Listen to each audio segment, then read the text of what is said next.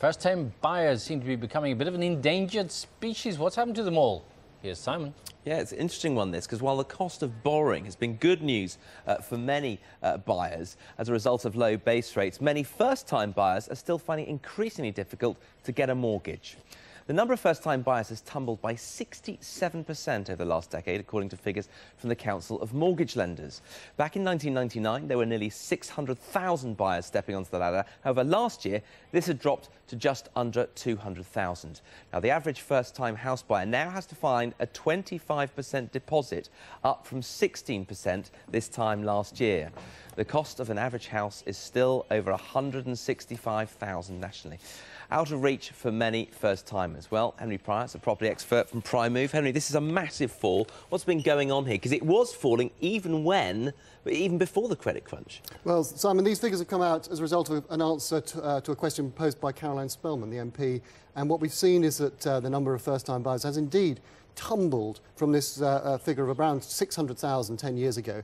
First-time buyers, of course, are often seen by many as underpinning the foundations of the housing market. Because they don't come with a chain of their own, do they? No, they're coming straight in at the bottom. They're cash buyers, i.e. they've got either saved up the money or they've got a mortgage.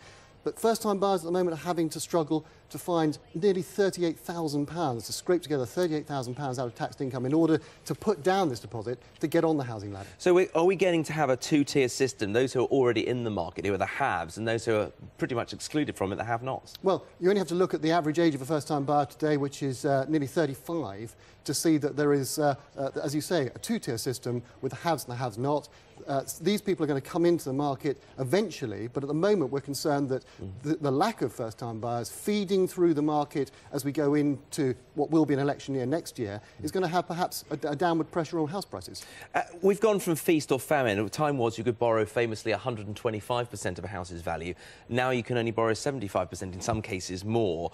Is there a happy medium? What's the right number? Well, I think this is going to be the big problem. Obviously, most of us are pleased to see the back of the 100% mortgage, but the spin-off or the ramifications from this is that because first-time buyers and indeed others are going to struggle to find such record deposits in order to be able to get into the housing market, that is bound to have some kind of feed-on into the property market in general. So it could actually drag the prices down going into next year. I think there are some estimates that we might see a fallback next year. Well, there are certainly commentators who think that we might see the housing market come back perhaps by another 3% next year before it perhaps takes off again. But at the moment, this is going to have a downward pressure on prices, and there is some concern. Now, to help first-time buyers, there was a stamp duty holiday. You could defer it for a year or so.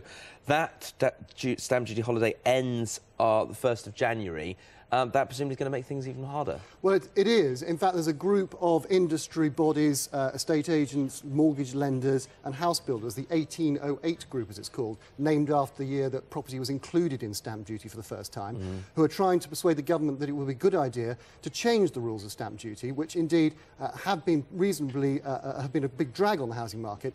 This holiday that was extended through the 12 months to September was extended till Christmas this year, and many would like to see it continuing into next year. I suppose it's a drop in the ocean, though. If you're trying to find 38,000, 1% here or there, not going to make a lot of difference. Well, I think it'd be good news to see a progressive tax come in. One of the difficulties is that if we're trying to persuade first-time buyers to come in by saving them 1%, actually we're potentially trying to bribe them and give them a problem which they'll have to live with as they go through their house-owning career. Henry, thank you very much indeed. Now, I just have a quick correction to make. Majestic Wine, I said that you have to buy 12 bottles.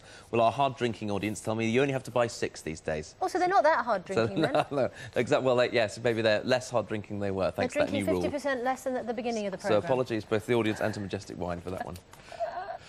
It's 8 minutes indeed to 8.